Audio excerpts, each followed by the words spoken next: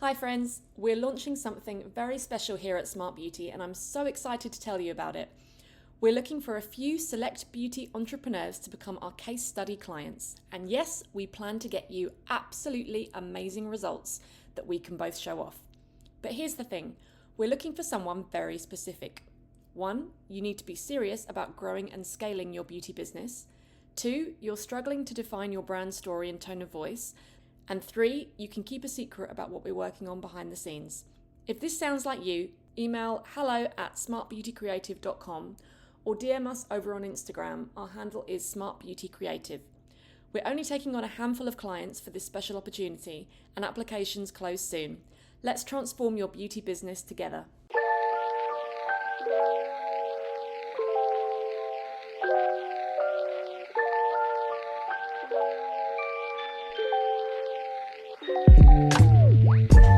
Hello and welcome to the Smart Beauty Podcast. I'm your host, Viola Levy, beauty journalist and founder of copy-led branding agency, Smart Beauty Creative. We're here to create your brand voice and craft the story behind it.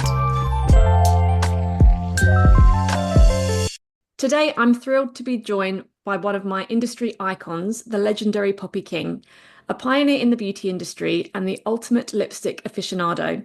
Poppy is one of the first beauty entrepreneurs who truly mastered the art of makeup and storytelling. She launched her first brand, Poppy, at just 18 years old, driven by a passion for reviving the glamour and sophistication of classic lipsticks. Her bold, pigment-rich creations quickly gained cult status, establishing her as a leading voice in the beauty world. From founding Lipstick Queen to collaborating with global brands, Poppy's career has been defined by her unwavering belief in the transformative power of a great lipstick. Beyond product innovation, she's also a mentor and champion for beauty entrepreneurs, offering invaluable insights into the art of building a brand with purpose. Poppy, welcome to the show. I'm so delighted to be chatting with you today. Oh my God. I was like that what an introduction. I was like, who's she talking about? It's like me. Thank you so much. That isn't just an amazing summation of Oh, thank 30 years. you. I'm thrilled to be here, and I still have to I still can't believe I've ever managed to make a living out of designing lipstick. It's You've still got a dream job, the right? novelty of it has still not worn off. It's 32 years later, and I still can't quite believe it. And so for like new audiences, why lipstick? Because I'm sure you've been asked this question countless times, but Sure, what is sure, it about sure. lipstick that has captivated you for so long? Well, I guess ever since I first discovered it, playing dress ups when I was 7, and the interesting thing is like I wasn't a girly girl, like a pink girly girl. I was much more sort of, I guess, trying to be a seductress at 7 than I was trying to be a ballerina, I was, kind of like straight into sort of like the femme fatale aesthetic, I think, because my mother had that and Hmm. around a lot of kind of art and bohemia and stuff like that. So I think for me, when I first was playing dress ups, I wasn't playing it in a girly way. I was playing it in a much more sort of, trying to see what I look like as an adult way. And everything really had, I was, mesmerized by all the accoutrement of being female, hats, shoes, this, that. But then when I put on lipstick for the first time, I just realized that it's sort of so much deeper. The change in me was so much deeper, even as a little girl, that I mean I didn't know the word yet, but what I felt was rather than was a sort of confidence that came from inside. It wasn't like I looked on the outside and was like, oh my God, now I look so beautiful, I can do anything. It was just more kind of like, okay, I put my lipstick on, I'm ready, like a superhero cape. It's Hmm. like, okay, like I now have a special power that I didn't have before. And, Just that really, yourself. what's that? Sorry? Tapped into a part of yourself somehow. Absolutely. And I think it was just such a raw sort of experience of kind of like understanding that lipstick is not really cosmetic, like kind of it's closer to fragrance in its relationship with your sense of self. Mascara makeup, all that kind of stuff. I mean, they're cosmetic, like they enhance or correct or conceal or kind of. But lipstick is something completely different, as is fragrance. It's just much more about what suits you on the inside as well, like who you are in your spirit is much more of a factor in your lipstick choice than your coloring, which I've really come to understand. And I think for me, lipstick, it coincided with the time when I was reading a lot of incredible narratives, Alice in Wonderland, Wind in the Willow, like all these amazing books. And I was around 7. So I was reading all, and the fairy tales and all that. And so for me, at 7, discovering lipstick at the same time as discovering those narratives, the two things sort of became together. And it was almost like lipstick was my rabbit hole that I went down to be like Alice. And were there any kind of icons that you looked up to or were really inspired by when you were growing up? Um, yes, but not on a, I mean, I think the person, I think the person that most inspired me when I'm growing up, and kind of like in retrospect, it makes sense, and really defined me, believe it or not, was the character of Willy Wonka in the Chocolate Factory. That really, I think out of every kind of icon, kind of like that really had the most formative effect on me of kind of the idea that a product can be magic and you can make magic product for people in a way that is just so delightful, so kind of like, so I think for me the most defining person of my entire beauty career is Willy Wonka. That is like one of the best muses, I think, in when it comes to like makeup and beauty. Oh, absolutely. I mean, like I really was really reading a lot at that time, and I read over and over again, the Roald Dahl. Like I'm not talking about the Disney idea of Willy Wonka, but the original idea of Willy Wonka. And there was something that just appealed to me so much in that type of person, where, because, funnily enough, like he is a contradiction in character. I find that I've had that contradiction in character between extrovert and introvert. And so he provided the roadmap, and honestly, to this day, if I'm really stuck at a crossroads and I feel really confused, I just have to go back into, well, what would Willy Wonka do with this set of circumstances? Yeah. It's a shame someone like him isn't kind of, yeah, the host of The Apprentice or something, because that would be a much. Oh my God, wouldn't that be absolutely? I actually did, during the pandemic, I really had to amuse myself because lipstick going behind masks, it was definitely a time when everything stopped, but certainly if there was anything that stopped was the need for lipstick, that's for sure. And I did record myself doing an interview with a fictional Willy Wonka, like asking him all of it. And I also recorded an interview with me, recording an interview with Barbie about beauty. So like I was just going right into the very, very early beginnings of my fascination of lipstick when I was sort of on my own in the pandemic. It's like, okay, what was this all about? And it was sort of like the combination of sort of like, I don't want to be Barbie, I want to be Willy Wonka. Yeah. Did you kind of experiment with your mum's lipsticks growing up? Did you do what we all do? Absolutely. Yes. Yeah. My mother is we didn't grow up wealthy. My father died when I was very young, so my mother is a working mother, a single, supported 2 children, but very an incredible eye for style. And I guess you'd call her, she's like, she was an influencer before there were influencers, like a real trend kind Amazing. of caster. And she used to wear dark blood colored, ox blood colored Bieber lipsticks from Bieber in the 70s. I often wonder, like, if my mother had been a coral lipstick wearer, like, would any of this have happened? Yeah. Not that I've got anything against coral. I just don't like it when there's too much white in it. See, the problem with coral is once you put white in it, which most people do, it looks fake instead of looking like an actual coral from the sea. And when you do a lipstick that actually looks like a coral from the sea, it's a whole different thing. Yeah. Um, and where you were growing up in Australia, was that kind of a beauty kind of hub? Was there a lot of kind of stuff around you at the time? No, in Melbourne, so I was growing, so as a child, it was the era of it was the 70s. So I was born in 72, and then as a teenager it was the 80s. So as a child, so and for in Australia back then, and even now, has very much a beach culture idea of beauty. Outdoorsy. It's Yeah. outdoorsy, I think until in the 90s when people like Nicole Kidman and Kate Blanchett and stuff like that came along, like that was sort of like a newer version of Australian beauty ideal. But certainly for me, I do not fit the Australian beauty ideal. And I was very aware of that, pretty quickly because I went to an all-girls school and it was a very conservative school. And, so I was very aware that I looked like something that I saw, and I didn't look like anything that I saw in magazines or at point of sale or at beauty.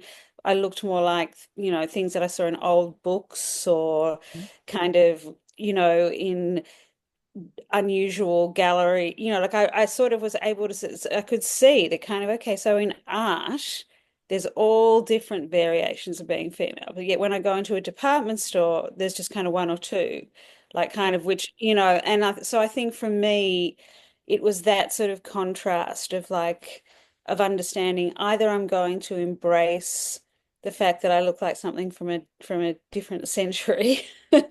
Yeah. Or I'm going to, make the choice to sort of to lessen that. And there are all sorts of, there's plastic surgery, there's all sorts of things that you can do to lessen the more unique features. And I decided to see what life would be like holding on to them, even though it's not something that I necessarily felt confident about. It's just that I felt like I think that we all have the right to be beautiful in a non-standardized way.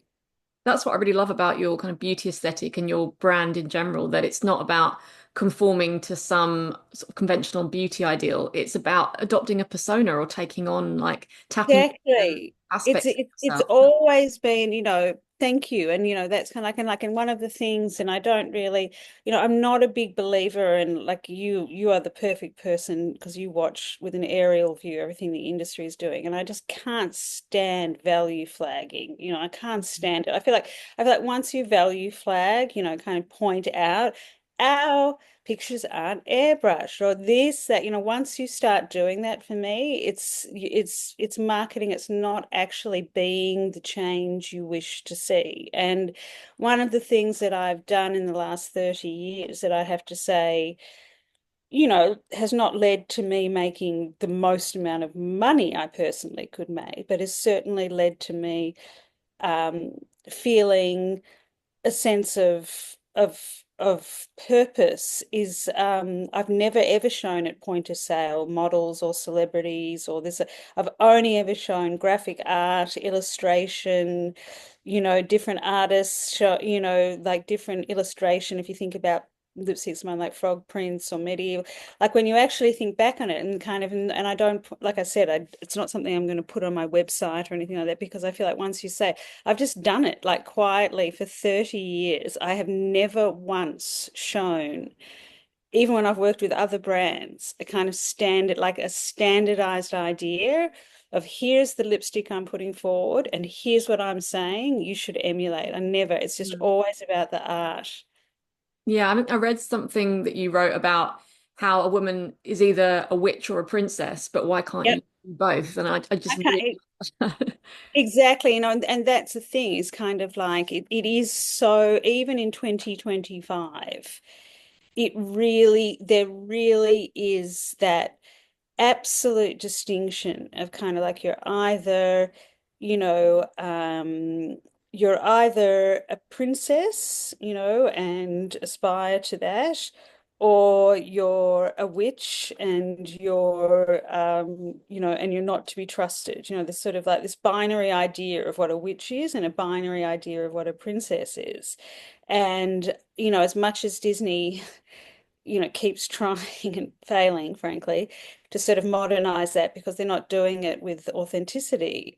The fact is kind of like we all, we all have a shadow side, whatever side. And, in fact, I actually feel like my shadow side is not the witch side, it's the princess side. The side that tortures me is the princess, not the witch. In what sense? Like, could you? Well, the princess that kind of like I feel like the princess is the one that kind of is much more critical. Mm, Princesses to me are much, it's so much more about an idea of perfection, whereas the yeah. witch has got so much more scope.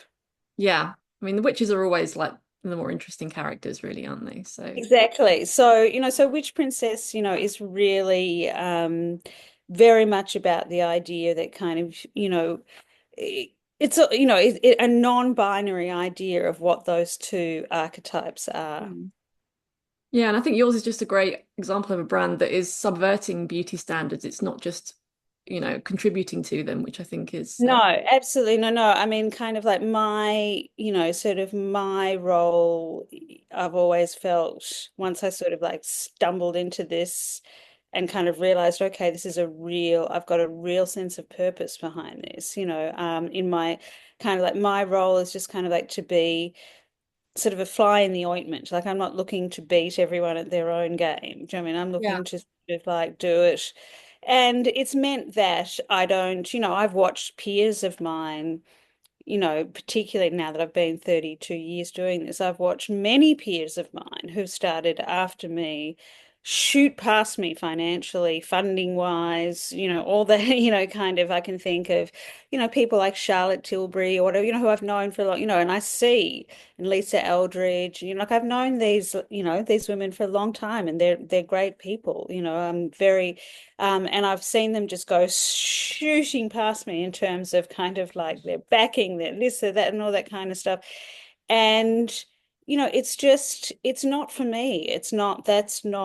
I believe I can ultimately, and I have in the past and will continue to build in varying iterations, highly profitable very imaginative lipsticks that are universally wearable. So it's not something that's not inclusive, Mm, but incredibly imaginative that you actually feel like you've discovered something new about yourself through this lipstick. And kind of like, and I'm not putting anything on the market that I don't feel has the potential to do it because I'm very, very conscious of the horror of single-use plastic. I very much believe that single-use plastic is going to be and should be much more regulated within the beauty industry in the next. And so my real thinking ahead at the moment is and I've come up with it. Pulled it together. Is how do you do how can you do lip color and the delivery of lip color in a way that is much, much, much, much less um, aggressive on the environment? mhm.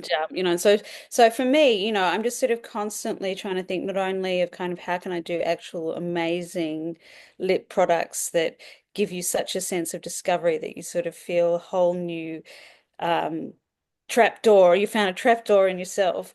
Yeah, But also, how can we start to do this differently? Because the single-use plastic um, for in the beauty industry it absolutely has to be regulated and soon. 100%, especially for a product like lipstick, right? Which is Mhm. very sort of people, it's a single-use product. People are using it and discarding it Horrific. very frequently. I mean, and it's such a sort of oxymoronic thing, and anybody in the industry, because I know a lot of people that listen to your podcast are kind of industry people, will say that it's so frustrating that kind of for me at the moment, I'm forced to do it. There just isn't, I don't have the money to do it a different way. Like it's so expensive to do it anything other than the worst possible way for the environment, So I'm just really trying to change that. Yeah, it's so tricky. I mean, Talking about like the indie beauty scene and how that's kind of exploded. I mean, you're kind of one of the OGs. You were doing it, you kind of preempted that whole kind of indie beauty boom that's happened. I mean, do you think having a focus on just one product category, lipstick, gave you a chance to sort of tell a stronger brand story and have that kind of unique voice in the beauty world at a time where there weren't like any other kind of brand, like buzzy beauty brands that were as interesting? I think it's been, having the singular focus has been very much a mixed blessing, and but I wouldn't do it any other way. But yes, in terms of back to the original days, when I started in 1992 with the Poppy lipstick brand, when I was based in Australia before I moved to New York in 2002, there was me, Mac. Mac was just in one counter at Bendel's, Bobby Brown, Shu Uemura, Benefit. And I think we were the sort of the indie, it was before Hard Candy, Urban Decay, like there was that very first little sort of like creative wave, of which I was a part of it. And I think for me, the singular focus on lipsticks, which nobody else has done, even if they started that way, like I think Bobby Brown started with just lipstick, the singular focus on lipstick, um, has been at times very much a huge asset, in terms of the expertise, the authority, and then at other times it's been somewhat of a liability when you look at the commercial realities of the business in terms of gondolas having to fill product in retail space and real estate. So, it's been but the fact is it's authentic to me. So, so whether it's been a really smart move or a really limiting move, it doesn't really matter because it's the real deal, and that's what shines through, is that kind of there isn't filler product. I've had investors come along and do it over and over again, tried to make all this filler product, within the brand, and it never works. And, I know I listen to your industry commentary and everything. I mean, like filler, the filler product, once you start getting into filler product, to me, it's over. And terrible for the environment, like you were saying earlier. It's just like Absolutely terrible. You shouldn't be, no one you know, needs. people shouldn't be allowed to be making I mean, people shouldn't be allowed to be making these decisions about hundreds of thousands of units of plastic. I mean, look, I don't want to get started, but it's really, and it is not something, I mean, it is not something I take lightly. If I'm going to bring a lipstick out, my God, it better be something that there isn't already out there, something that has some added sort of intelligence to it that's going to enhance kind of your whole sense. I'm just not going to bring out it's a crime. I actually feel like it's a crime to bring out same product at this point, an absolute crime. Definitely. I mean, you can't have an environmental message and then be doing that. You're kind of contradicting yourself. And and like I said, none of this, all of this, anybody listening to this would be like complete news if you went about me. Like if you went onto a website, I'm not banging on, kind of like, it's not, for me, this is not about value flagging before I do it. This is about figuring out and then showing the way and changing the whole practice versus talking and talking and talking about it. So as soon as I've got this, as soon as I've got this sorted, and that really is my sort of grand finale, is that I'd like to leave the industry with ways, delivery systems to bring color to the face that are much, much, much more sustainable. And it's not about refills necessarily, because refills create a whole lot of other issues. The plastic they have to come in, they can it's something different. It's a whole, and I've actually cracked it. Now I just have to get it patented. Well, very noble mission. Um, Thank you. I'd love to hear a bit more about your early career because a lot of teenagers might think, well, I'd love to have a lipstick line, but you actually went out and did it. Like, how did that all come about? Because I just Well, it's funny because at the moment I'm actually, one of your questions is what's the new, what's coming up in the brand. And actually at the moment I'm writing my first, probably my last, but definitely my first memoir. So I'm writing a memoir. oh, fantastic. It's really It's really the memoir of, and the subtitle's memoir of an unlikely entrepreneur, because which tells you that kind of like as a teenager, there wasn't anything that particularly pointed to, I wasn't a particularly driven, there wasn't anything that you would look at and sort of say, oh, that makes total sense. She was sort of so focused and fascinated with it was more that in that kind of Willy Wonka spirit, when I kind of couldn't find lipstick that I liked the colors, and then when I figured out why, because the colors weren't sort of like the 1940s, and I liked those colors. As I sort of like unpacked it, like why I didn't like any of the lipsticks on the market, at the same time as unpacking that, I started to sort of like in that Willy Wonka naive kind of way as a teenager, just think, well, maybe there's a lipstick factory somewhere and like a chocolate factory, and I can get lipsticks made that are not shiny and shimmery, but more like the 1940s. So, so it was literally that kind of sort of um kind of innocent ability to sort of think that something was possible, and it actually was.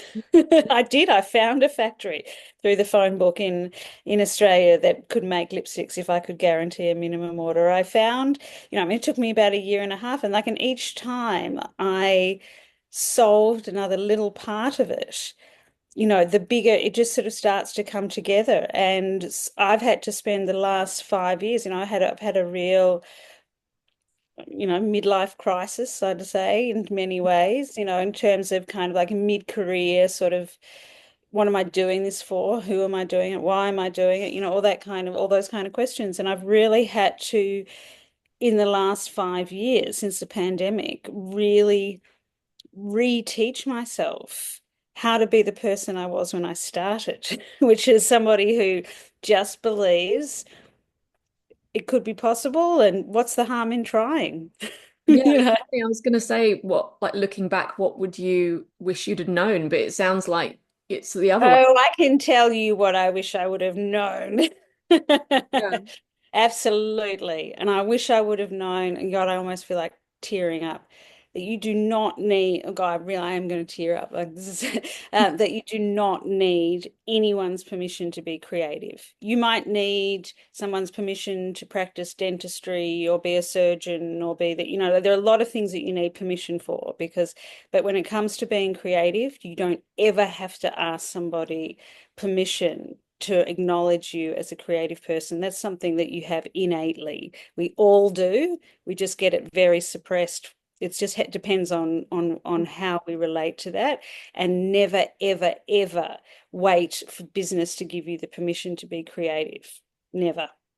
And that was something that you felt kind of the opposite when you were younger, like other people made you feel like that was I, I, conditional. I yes. I mean, I guess it's not so much. It's more when it's not even so much to do when I'm younger. It's more to do with that, we have creativity confused with material success.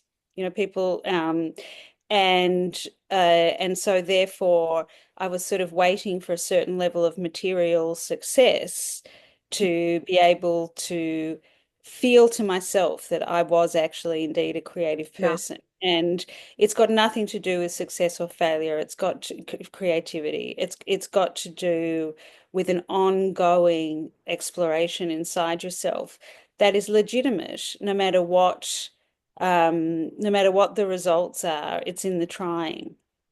So beautifully put. Um, Thank you. and how has obviously your brand has spanned several decades. How has your approach to marketing and storytelling evolved throughout that time?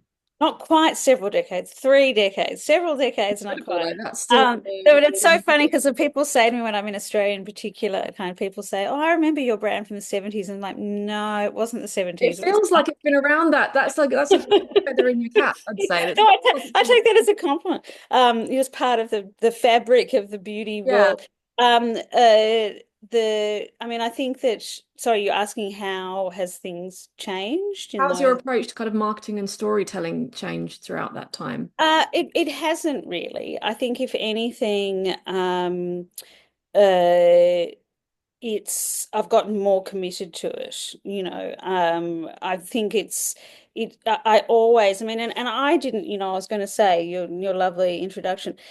I really didn't like the real quintessential people like company that invented unbelievable storytelling around lipstick is Revlon. Like Revlon in the 50s and 60s, and like there is no one like Fire and Ice, Cherries in the Snow, like there is no company like I'm not I took a page out of Revlon's book of where you have a lipstick color that has such a big story that it's almost like you know, kind of like, so it's not hundreds of colors, but it has this massive story behind it. So I just wanted to say that kind of like my approach, you know, is was schooled in my mind by the Revlon approach, you know, the sort of, you know, Mad Men, the 60, like that sort of where, and so for me, my commitment to that approach has only gotten stronger of where you have a single product with a really compelling story rather than hundreds of products with very little compelling about it. Hmm.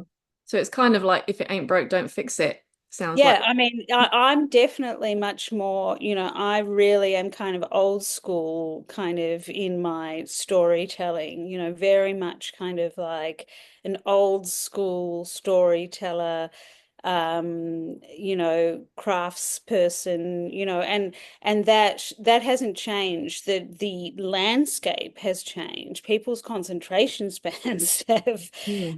changed, shall we say. I mean, you have to be able, you know, the challenge for me these days is because I have so much content and so much narrative, is how do I, in 3 to 4 seconds, like get that across to somebody pretty quickly as to what the point of difference is or what the promise of my brand is, you know, Yeah. without a massive advertising budget, without using celebrities, without using models, without.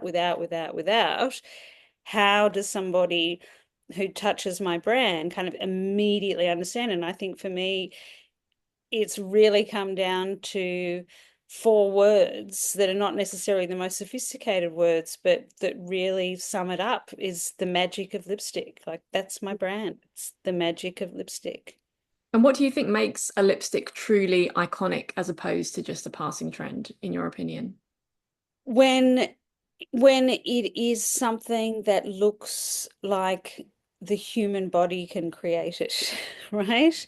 So any colors that like so any of the colors that have been lasting, like you look at like Vamp, Chanel, or like any of the most iconic Black Honey, or this one or that one, any of the most iconic lasting, you know, orgasm, nah, like, you know, shades when it comes to lip color are colors, they're never colors that are artificial. Those are trend colors, like colors that kind of like are art, they're colors like if a color looks like your body actually made it from the inside out and really, really has an unbelievable effect on sort of suddenly pulling everything together, your eyes, your lips, your hair, everything together. That's when a color is transcends trend and just becomes an actual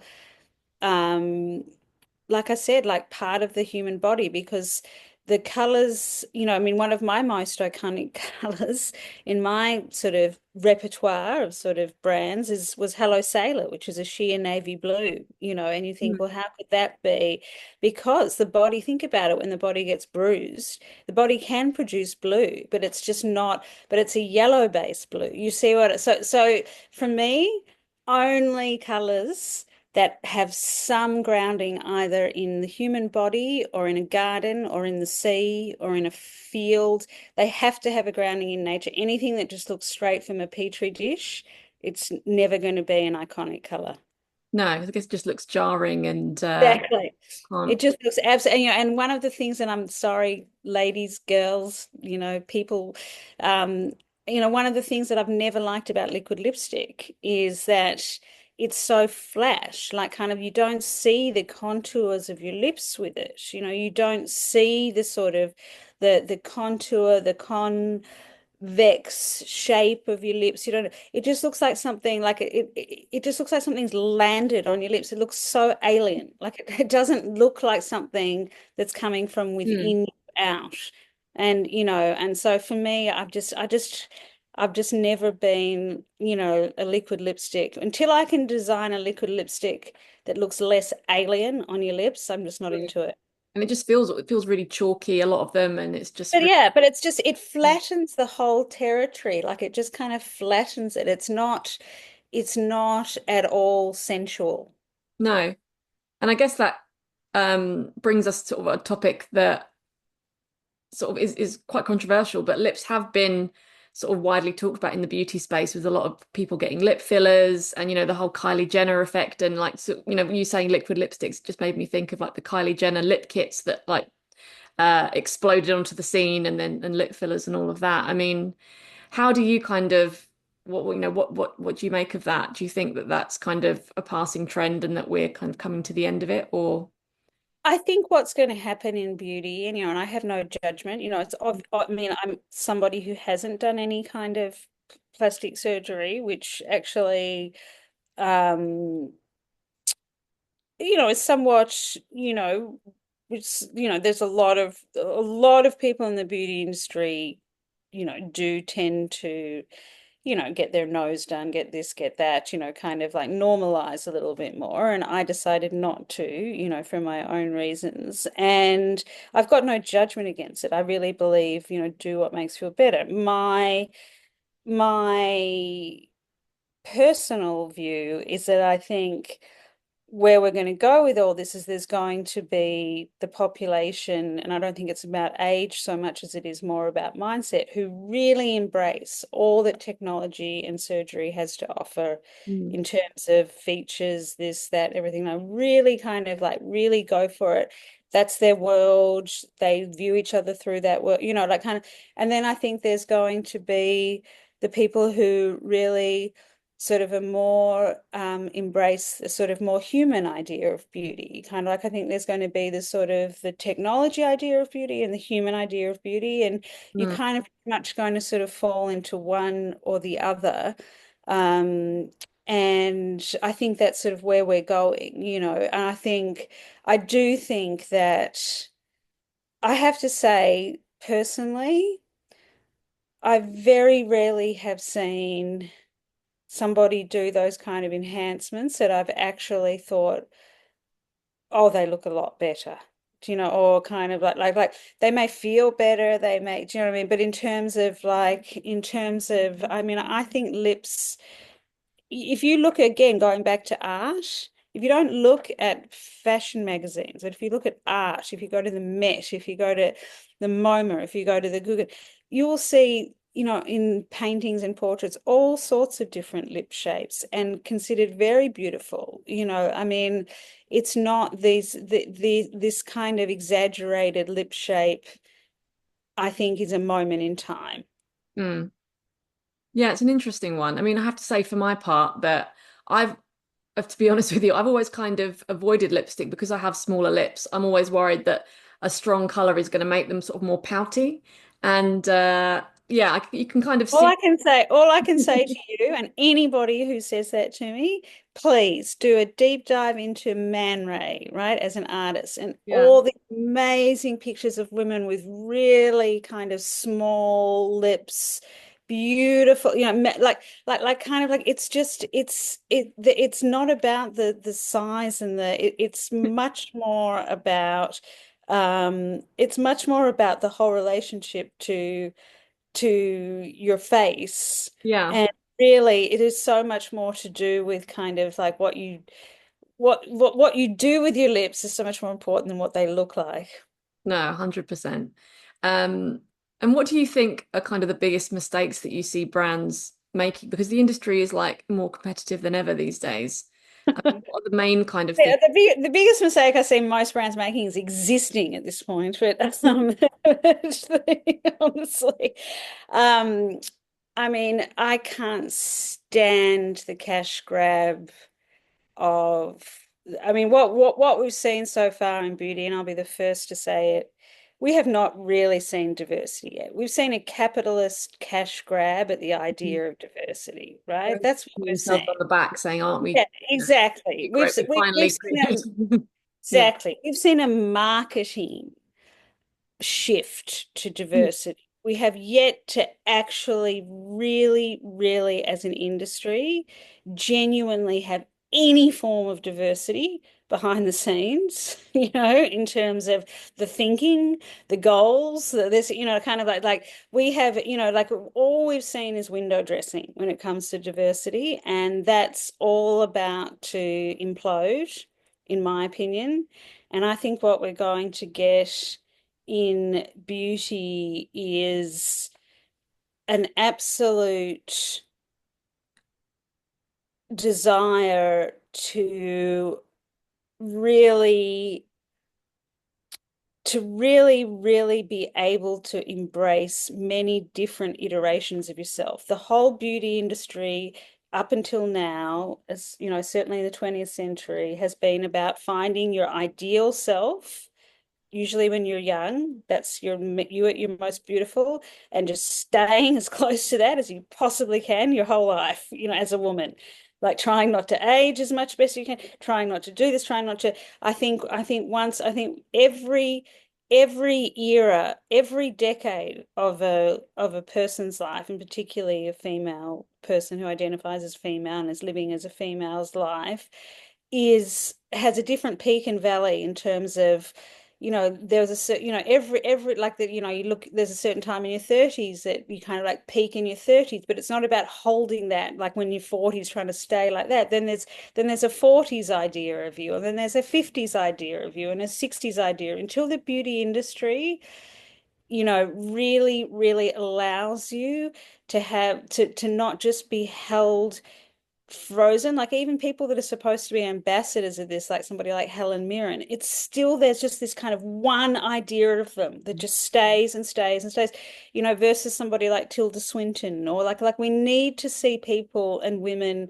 moving and shifting their image as their values shift. Yeah, 100%. I mean, they have these 50 something celebrities that are kind of heralded for like, oh, they've redefined what 50 is, but, but they look, No, they haven't. you know, No, they, they haven't. no. I mean, they've redefined what really great, taking care of you. So, what kind Mm. of like, but and that's the thing is, everybody, of course, asked me about the substance and had I seen the substance and the substance, and and I think that the substance was actually a good movie, but not necessarily for the reasons that people. I think what was really good about the substance was the fact is it is such a slippery slope. Like once you really start trying to hold on to one idea of yourself in any way, and I'm guilty of it too, kind of but once you, like, that really is a slippery slope. If you can turn around and embrace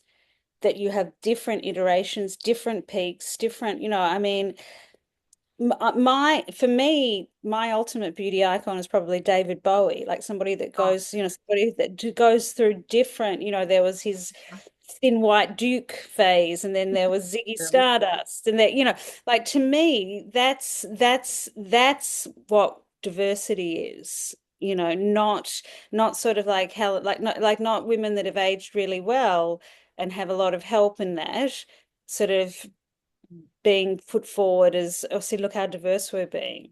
Yeah. It's not true. That's just yet another aspirational standard hidden as diversity. Yeah, it should be less performative and more just part of a brand's DNA. Exactly. Exactly. Basically, my motto is, as a beauty brand or whatever, if I have to tell people I'm doing it, then I'm not doing it well enough. It has to be inherent. Mm, yeah, that's very wise words.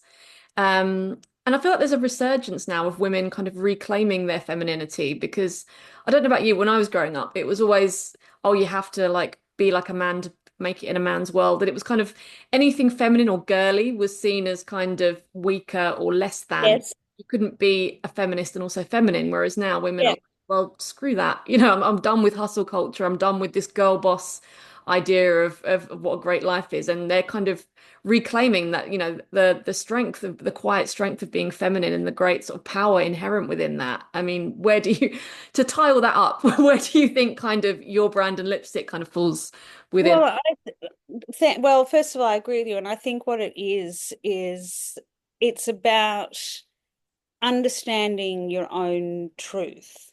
I don't think there's any you can really feel or embrace anything in terms of beauty without first understanding your truth, meaning that something has to feel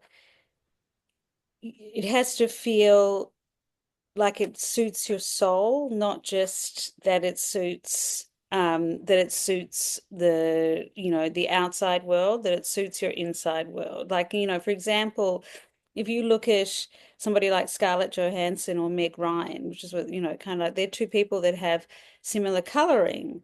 If you were to just discuss them as coloring, eyes blonde, but such totally different souls. And so therefore, kind of like to really understand beauty and to really evolve in your beauty, I think it starts with the truth, which is the opposite of what everybody's trying to sell. Hmm.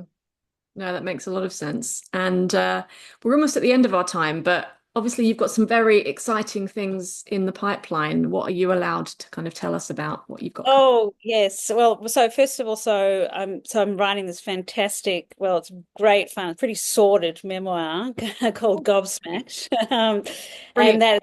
that is going to be so much fun for people to read because it really takes you in behind my eyes. It's not just sort of behind the scenes, but sort of behind my eyes is sort of like this unlikely 30-year career kind of happened. And then I've also I'm looking at bringing back. I'm working as very hard to bring back all my top hits, that Frog Prince, Hello Sailor, Medieval, all the top hits of Lipstick Queen, that brand, and then the top hits of my 90s brand Poppy, which had Seven Deadly Sins and Shine. So bringing together a lot of my absolute iconic classics that have never been made since. And I've also developed a whole lot of new innovations. I've got some new transformers coming. I've got some incredible, I mean, I've just got such wonderful, very highly imaginative but wearable lip product coming. And ultimately, what I really want to do is develop a community, a like-minded community of people who are interested in reaching their potential through imagination, not through aspiration. And so, no more aspiring to be, this person or that person. It's like, what can you imagine for yourself? Well, here's a hub of people doing that. Oh, that's so exciting. I can't wait to yeah. There are big words, now I've got to get the financing and all that kind of stuff together, so yes, as somebody with a very big vision.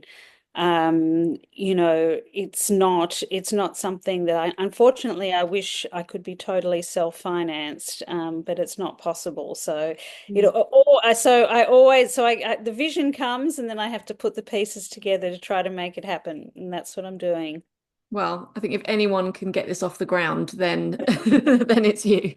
Um, Poppy, thank you so much for joining me today, and thank you so much for My your I'll probably pleasure. chat to you all day about all of this stuff. But Oh, yes, to be continued, and I just wanted to say, and to all your listeners as well, that I think that you're an absolute brilliant light oh, in a thank you. dark beauty world. And I am so thrilled to know you and to watch what you're doing and see how it evolves, and that you are part of exactly what we need, which is smart beauty, because beauty is not a vanity issue, it's a human rights one. 100%. That is so sweet. Such lovely words. Thank you so much, Poppy. Your sweetheart and all you sweethearts.